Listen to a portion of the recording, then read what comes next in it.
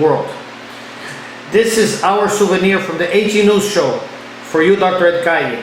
This is a caricature of myself done by Reynol of Cuba. Given the fact that laws concerning conflict of interest here in America and maybe other countries in the world talk about how to reveal these sort of things to avoid conflict of interest, this is my first cousin, but I'm not promoting him because he's my first cousin. He's just one of those people who does caricatures. You can imagine Goya, Rembrandt, Da Vinci, and Michelangelo all in one with this caricaturist. Those who want to go to Cuba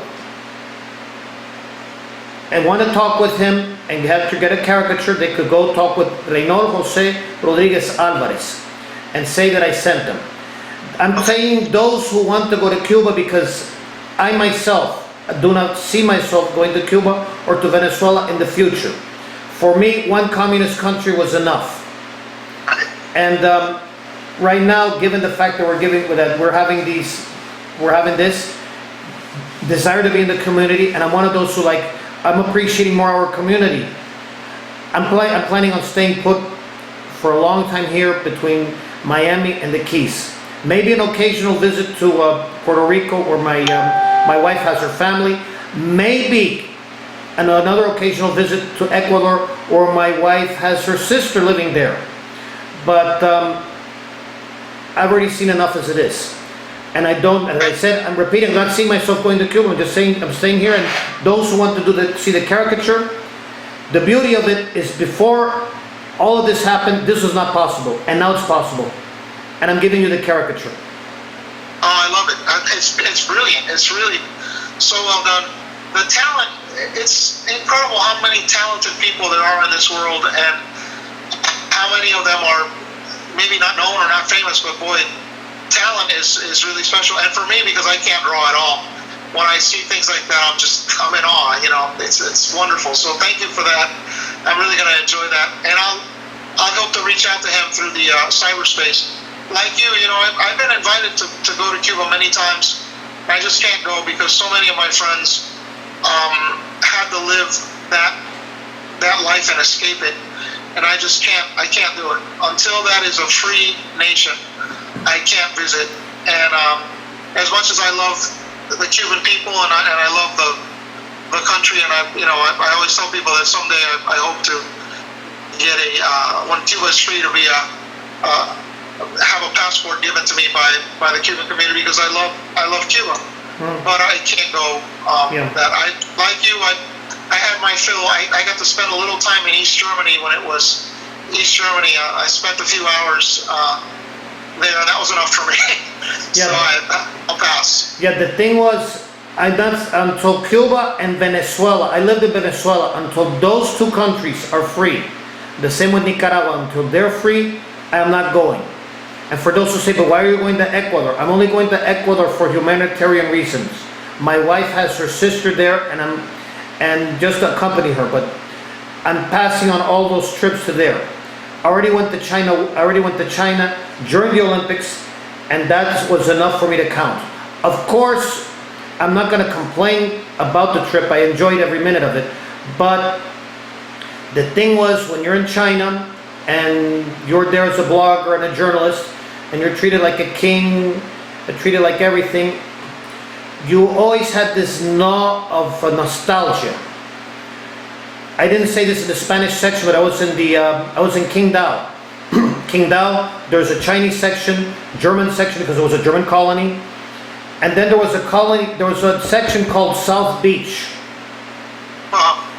South Beach was founded in 1995. And what happened in this South Beach? It was a South Beach that almost looked like South Beach here in Miami Beach, but it wasn't. And I remember in that trip in Qingdao, I was in a version of the Fontainebleau Hilton. They actually did a Fontainebleau Hilton. They called it something else. They called it something else. And in the hotel there was this orchestra with wind pipes, wind music and everything, a piano. And then there was this individual who was very obese. Very obese. I said, this is something I haven't seen.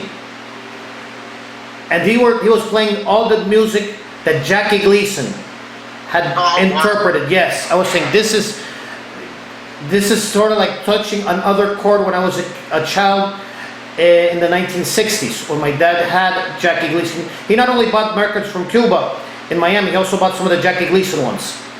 And I saw the guy turned around and he was like a Chinese version of Jackie Gleason. Right. That sort of touched me, and I was like saying, I'm glad that I came to China, but I'm beginning to miss Miami. This Miami, yeah. And the same thing happened. This was in Qingdao, one of the few places where they had some cultural freedom. Then in Qingdao, the CD Flor de Piel de Julio Iglesias.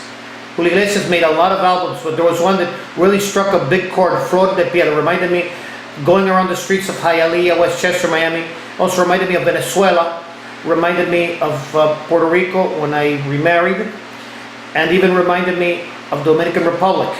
I've been around. In China, Qingdao, there was a place in that Hilton, or that looked like the Hilton because it wasn't one, that played Julio Iglesias' Flor de Piel. And again, I was getting homesick. I was getting like homesick. I was like remembering the La Carreta, Versalles, Isla Canarias. And we're very fortunate to live where we live. Miami is. yeah, and then last but not least, I had two interpreters, one in English and one in Spanish. The ones in Spanish have not been in contact with them for since March. They've been retired.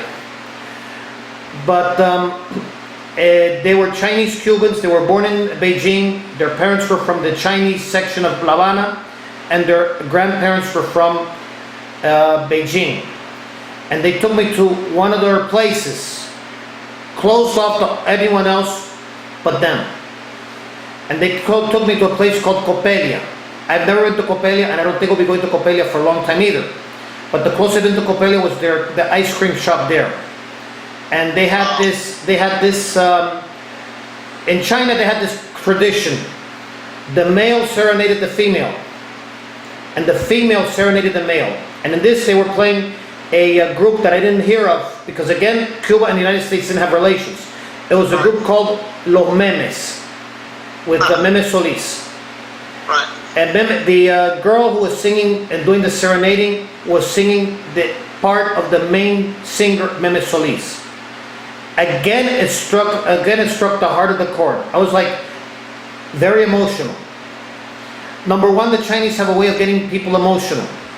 But I had another type of emotion.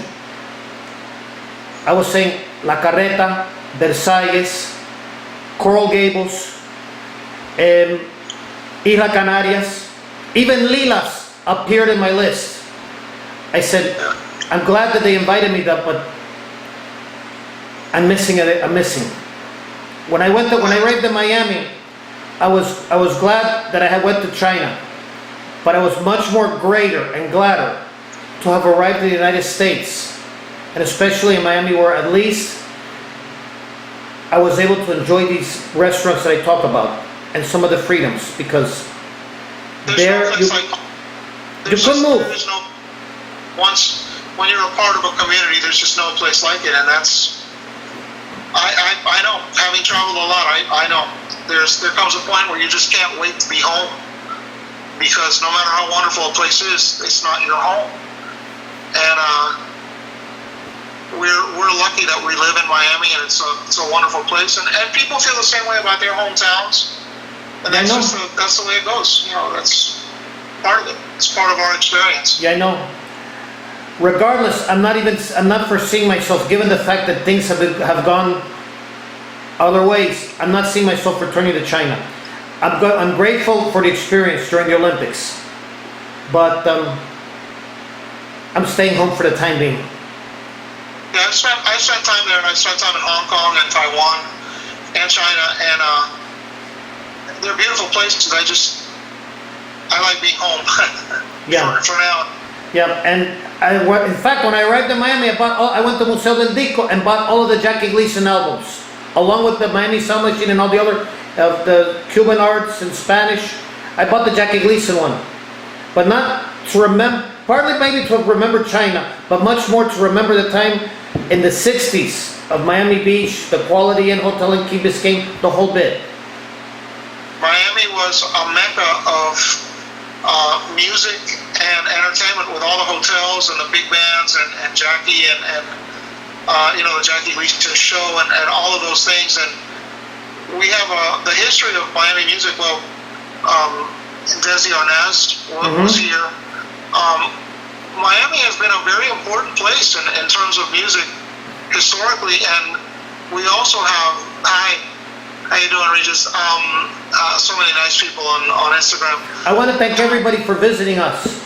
I can't say all the names, but I want to thank everybody for visiting us and also listening to Dr. Ed Calle. Sorry to interrupt. Thank you. No, thank you to all the listeners and so many wonderful people around the world who listen and who make us, part of their life, their musical life, and that's really the benefit of that. But Miami, also groups like KC and the Sunshine Band and Sam and Dave and the Bee Gees and Julio Iglesias, this is his home. We are really a spectacular musical place, and it wasn't really until it's always been known, but I think now that there's more access to information. You were mentioning Michael Brecker, who was my hero and my mentor and my friend, and I miss him every day. He's one of the greatest musicians, and getting a chance to make music with him and knowing him is one of the highlights of my life. But the Miami really is on the map in terms of music, and every day I think more so.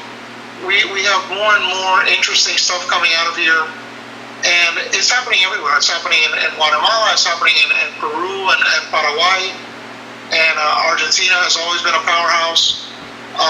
Great musicians in Venezuela and Colombia. We have, it's not just Cuba anymore, it's not just that thing, and the world has gotten smaller, and Miami is a big part of the musical world. We are a powerhouse in that respect, and I'm very proud to represent this city around the world wherever I go, and to be a part of this music community. It's a big blessing. Yeah. I want to thank you for coming, Dr. Ed Calle. For me, it was a pleasure and an honor. And we hope to have more of these interviews. Any other musicians from Miami or artists from Miami want to come and get interviewed in the AG News Show or en el noticiero RCAG Viernes Social con Alvarez-Galloso or Sábado Especial con Alvarez-Galloso, you're more than welcome. For me, it's a pleasure and an honor, and I want to wish you the best, Dr. Ed Calle, and thanks for coming. Well, we'll see each other soon, and I'll have some of my colleagues contact you, because there are some incredible people here. Jose the Negronis Trio and Federico Britos, and so many brilliant people that are just they're great human beings and great people to speak with, and they have great stories to tell. So it's a lot of fun. They make a lot of great music. Yeah, great. I'm going to be saying goodbye to our public, and then I'll be saying goodbye to you, because I'm already now seeing Instagram, and they're saying that my time is almost up.